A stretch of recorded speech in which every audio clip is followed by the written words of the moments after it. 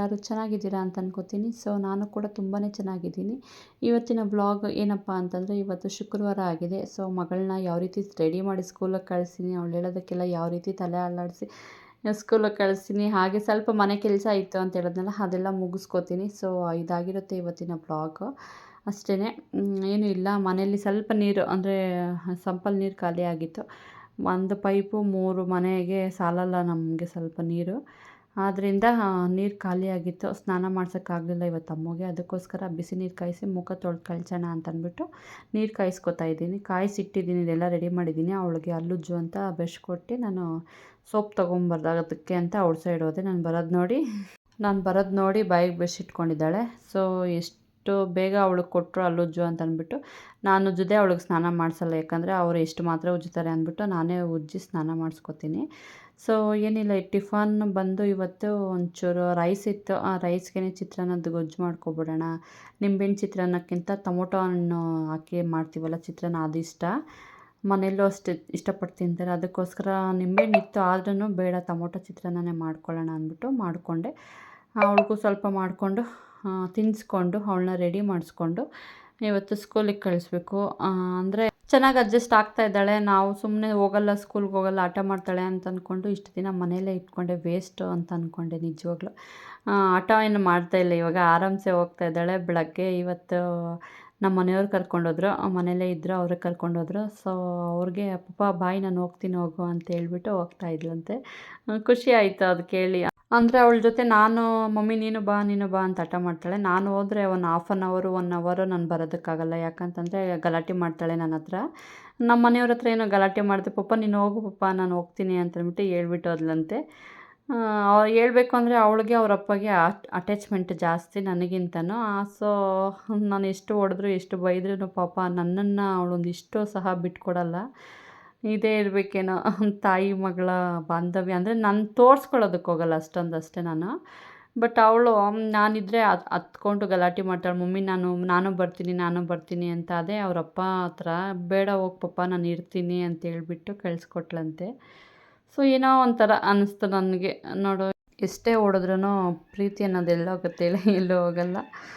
So ಬಿಡಿ, ಅದಾದಮೇಲೆ next ನಾನು ಇವಳಿಗೆ ಇಲ್ಲೇ ಸಿಂಕಲ್ಲೇ ನಾನೆಲ್ಲ ಮುಖ ಎಲ್ಲ ತೊಳೆದು ರೆಡಿ ಮಾಡ್ತಾಯಿದ್ದೀನಿ. ಯಾಕಂತಂದರೆ ಆ ವಾಶ್ರೂಮ್ಗೆ ಅವಳು ಹೋಗ್ಬೇಕಂದ್ರೆ ಸ್ನಾನಕ್ಕೆ ಮಾತ್ರ ಕರ್ಕೊಂಡು ಹೋಗ್ತೀನಿ ಅಷ್ಟೇ. ಏನು ಮಾಡಿದ್ದಾರೆ ಅಂದರೆ ನಮ್ಮ ಮನೆಯವರು, ಮುಂಚೆ ವಾಶ್ರೂಮಲ್ಲಿ ಇದು ವೆಸ್ಟರ್ನ್ ಟಾಯ್ಲೆಟ್ ಇತ್ತು, ಅದು ಅದ್ರ ಮೇಲೆ ಕುತ್ಕೊಂಡು ಹೋಗಲ್ಲ, ಮೇಲೆ ಹತ್ತೋದಕ್ಕಾಗಲ್ಲ ಅಂತಂದ್ಬಿಟ್ಟು ಇಂಡಿಯನ್ ಟಾಯ್ಲೆಟ್ ಇದು ಬೇಷನ್ ಅದೆಲ್ಲ ಕೂರ್ಸೋದಕ್ಕೆ ಹೇಳಿದೆ. ಅಂದರೆ ಹುಷಾರಿಲ್ದಿದ್ದಾಗ ಊರಿಗೆ ಹೋಗಿದ್ನಲ್ಲ, ಆಗ ಕೂರಿಸು, ಹೆಂಗೋ ನಾವು ಇಲ್ವಲ್ಲ, ನೀನು ಅಷ್ಟೊಂದು ಯೂಸ್ ಮಾಡಲ್ಲ, ಯಾಕಂದರೆ ಔಟ್ಸೈಡ್ ಹೊಟ್ಬಿಟ್ರೆ ಮನೇಲಿ ಇರಲ್ಲ, ಸೊ ಡ್ರೈ ಆಗುತ್ತೆ, ಸಿಮೆಂಟ್ ಮಾಡಿದ್ರೂ ಡ್ರೈ ಆಗುತ್ತೆ ಅಂತ ಹೇಳಿದ್ದೆ. ಮಾಡಿಸಿದ್ದಾರೆ, ಇಂಡಿಯನ್ ಟಾಯ್ಲೆಟೇ ಮಾಡಿಸಿದ್ದಾರೆ. ಬಟ್ ಏನು ಮಾಡಿದ್ದಾರೆ ಅಂದರೆ ಡೈರೆಕ್ಟ್ ಪೈಪ್ ಹಾಕ್ಬಿಟ್ಟಿದ್ದಾರೆ. ಹಿಂಗೆ ಟೈಪ್ ಏನೋ ಬರುತ್ತಲ್ಲ, ಅದು ಹಾಕಿಲ್ಲ, ಡೈರೆಕ್ಟ್ ಹಾಕಿದ್ದಾರೆ. ಅದು ಏರ್ ಔಟ್ ಎಲ್ಲ ಏನಾಗುತ್ತೆ ವಾಶ್ರೂಮ್ಗೆ ಬರುತ್ತೆ. ನಮಗೆ ಈ ಸಖತ್ ಹಿಂಸೆ ಆಗ್ತಾಯಿದೆ.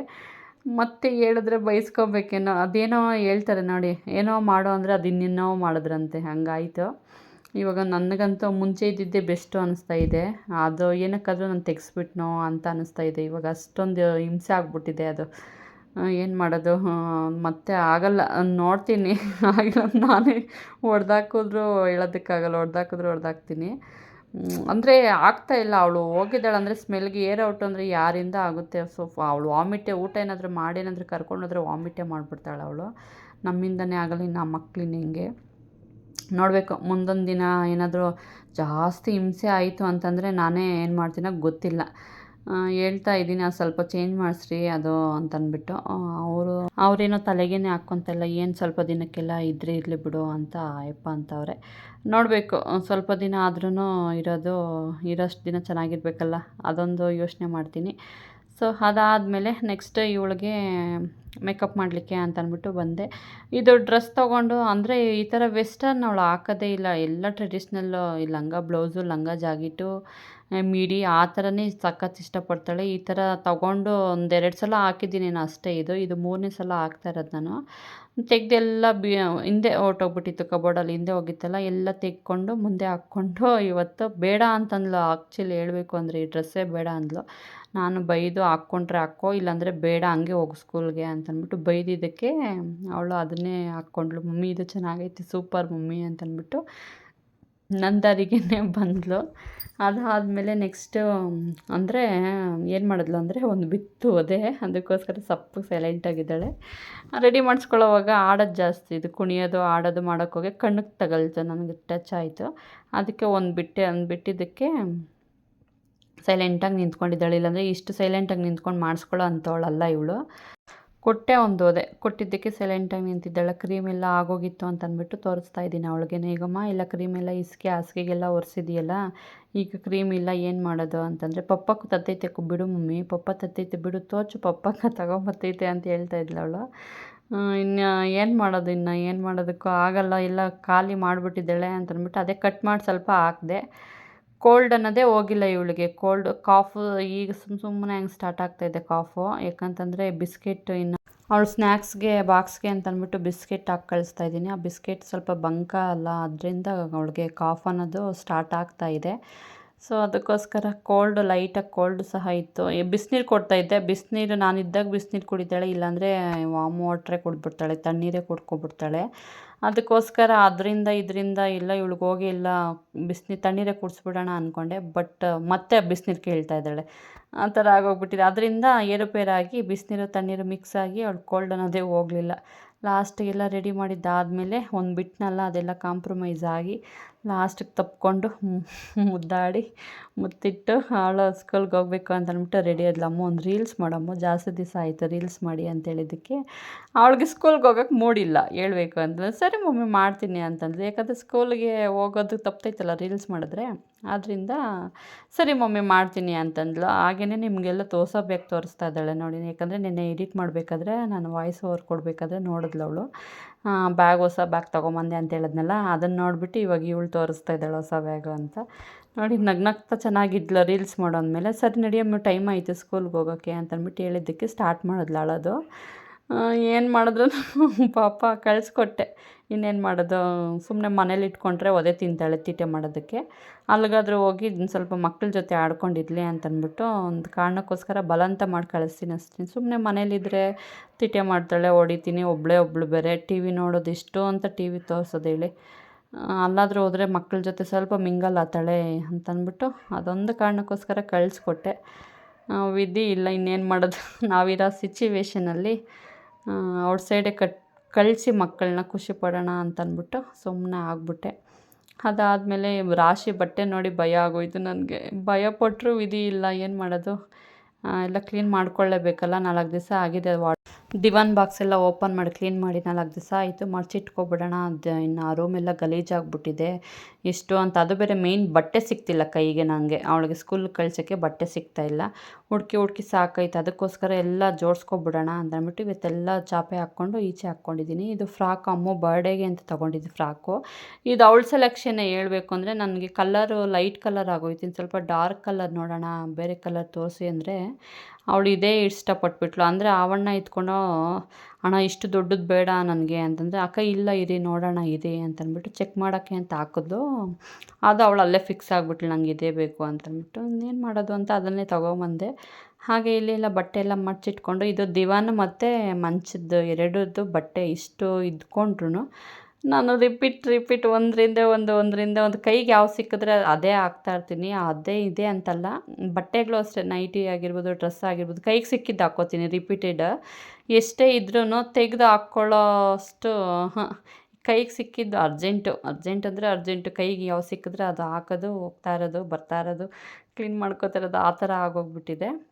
ಅಷ್ಟು ಬಟ್ಟೆ ಇದ್ರೂ ಯಾವ್ದು ಕೈಗೆ ಸಿಕ್ಕಿದ್ರೆ ಅದು ಹಾಕ್ಕೊಂಡು ಬರ್ತೀನಿ. ಕೆಲವ್ರು ನೋಡಿದ್ರೆ ಇನ್ನಿಲ್ವೇನೋ ಯಾವಾಗೂ ಇದೆ ಅಂತ ಅಂದ್ಕೊಬೇಕು.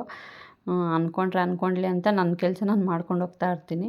ಹಾಗೆ ಇಲ್ಲಿ ತೋರಣ ಎಲ್ಲ ನಾನು ಹಾಕಿದ್ನೆಲ್ಲ ಊರಿಗೆ ಹೋಗ್ಬೇಕಾದ್ರೆ ತೆಗೆದು ಒಳಗಡೆ ಇಟ್ಟೆ. ಯಾಕಂದರೆ ಗಾಳಿಗೆ ಏನಾದರೂ ಬಿದ್ದೋಗ್ಬಿಟ್ರೆ ಇನ್ನು ಏನಾಗುತ್ತೋ ಏನೋ ಅಂತಂದ್ಬಿಟ್ಟು ಎಲ್ಲ ತೆಗೆದು ಒಳಗಡೆ ಊರಿಗೆ ಹೋಗ್ಬೇಕಾದ್ರೆ ಎಲ್ಲ ಹಂಗಂಗೆ ಇಟ್ಬಿಟ್ಟು ಮಂಚದ ಮೇಲೆ ಹೊರಟ್ಬಿಟ್ಟಿದ್ದೆ ನಾನು. ಮತ್ತು ಈಗ ಬಂದು ಒಂದು ಕಡೆಯಿಂದ ಕ್ಲೀನ್ ಮಾಡ್ಕೊತೀನಿ. ಯಾಕಂದರೆ ಬಟ್ಟೆ ಖಾಲಿ ಆದಮೇಲೆ ಇವೆಲ್ಲ ಕೈಗೆ ಸಿಕ್ಕಿದ್ದು. ಮತ್ತು ಈ ಎಲೆಗಳು ಊಟದ ಎಲೆ ಎಲ್ಲ ತೊಗೊಂಬಂದಿದ್ರಲ್ಲ, ಬಟ್ಟೆ ಕೆಳಗಡೆ ಸಿಕ್ಕಾಕ್ಕೊಂಡಿತ್ತು ಅವೆಲ್ಲ. ಅದಕ್ಕೋಸ್ಕರ ಬಟ್ಟೆ ಎಲ್ಲ ಎತ್ತಿದ ಮೇಲೆ ಈ ಒಂದೊಂದು ಕೆಲಸನೇ ಕೈಗೆ ಸಿಕ್ತು. ಸರಿ ಹಾಗೆ ಮುಗಿಸ್ಕೊಬಿಡೋಣ, ಸುಮ್ಮನೆ ಹಂಗೆ ಇಟ್ಕೊಂಡು ಇಷ್ಟು ದಿನ ಆದ್ರೂ ಕೆಲಸ ಅಂದ್ಕೊಂಡು ಅದೇ ಒಂದು ಮನೋರೋಗ ಅಂತಂದ್ಬಿಟ್ಟು ಎಲ್ಲ ಒಂದು ಕಡೆಯಿಂದ ಕ್ಲೀನ್ ಮಾಡ್ತಾಯಿದ್ದೀನಿ. ಈ ಡ್ರೆಸ್ಸಿಂಗ್ ಟೇಬಲ್ ಕತೆ ಅಂತೂ ಹೇಳೋಕ್ಕೆ ಬೇಜಾರಾಗೋಗ್ಬಿಟ್ಟಿದೆ. ಇನ್ನೂ ವರ್ಷ ಆಗಿಲ್ಲ, ಆಗಲೇ ಧೂಳು ಚಿಂದಿ ಚಿತ್ರಾನ್ನ ಮಾಡಾಕ್ಬಿಟ್ಟಿದ್ದಾಳೆ. ಎಲ್ಲ ಕಿತ್ತು ವಾರ್ಡ್ರೋಬ್ಸ್ ಅದೆಲ್ಲ ಓಪನ್ ಆಗಿಬಿಟ್ಟಿದೆ. ಹಂಗೆ ಮಾಡಿಬಿಟ್ಟಿದ್ದಾಳೆ. ಅದನ್ನು ಎಲ್ಲಿಕ್ಕೂ ಆಗ್ತಾಯಿಲ್ಲ. ಆ ರೂಮಲ್ಲಿ ಇಟ್ಟಿದ್ದೆ, ಆ ರೂಮಲ್ಲಿ ಇಟ್ಟರೆ ಫುಲ್ಲು ಎಲ್ಲ ಜೀತಿ ಮಾಡಿ ಗಲೀಜು ಮಾಡ್ತಾಳೆ ಅಂದ್ಬಿಟ್ಟು ಈ ರೂಮಿಗೆ ಶಿಫ್ಟ್ ಮಾಡಿದೆ. ಈ ರೂಮಿಗಿಟ್ಟರೆ ಅದು ವಾರ್ಡ್ರೋಬ್ ಅಂದರೆ ಡೋರ್ ತೆಗಿತೀವಲ್ಲ ಅದನ್ನೇ ಕಿತ್ತಾಕ್ಬಿಟ್ಟಿದ್ದಾಳೆ. ಜೋರಾಗಿ ತೆಗಿಯೋಕ್ಕೋಗಿ ಅದು ಓಪನ್ ಆಗಿಬಿಟ್ಟಿದೆ. ಇನ್ನು ಅದನ್ನು ಕರ್ಕೊಂಬಂದು ಯಾರನ್ನಾದ್ರೂ ತೋರಿಸಿ ರೆಡಿ ಮಾಡಿಸೋವರೆಗೂ ಹಾಗೆ ಅಡ್ಜಸ್ಟ್ ಮಾಡ್ಕೊಂಡು ಹೋಗೋಣ ಅಂತಂದ್ಬಿಟ್ಟು ಸುಮ್ಮನೆ ಅದೇ. ಅದಾದಮೇಲೆ ಆ ರೂಮು ಕ್ಲೀನ್ ಆಯಿತು, ಈ ರೂಮು 2 ರೂಮು ಕ್ಲೀನ್ ಆಯಿತು. ಈಗ ಹಾಲಿಗೆ ಬಂದೆ. ಹಾಲು ಒಂಚೂರು ಸ್ವಲ್ಪ ಕ್ಲೀನ್ ಮಾಡ್ಕೊಂಬಿಟ್ಟು ನೆಕ್ಸ್ಟು ಅಡುಗೆ ಮನೆಗೆ ಹೋಗಬೇಕು.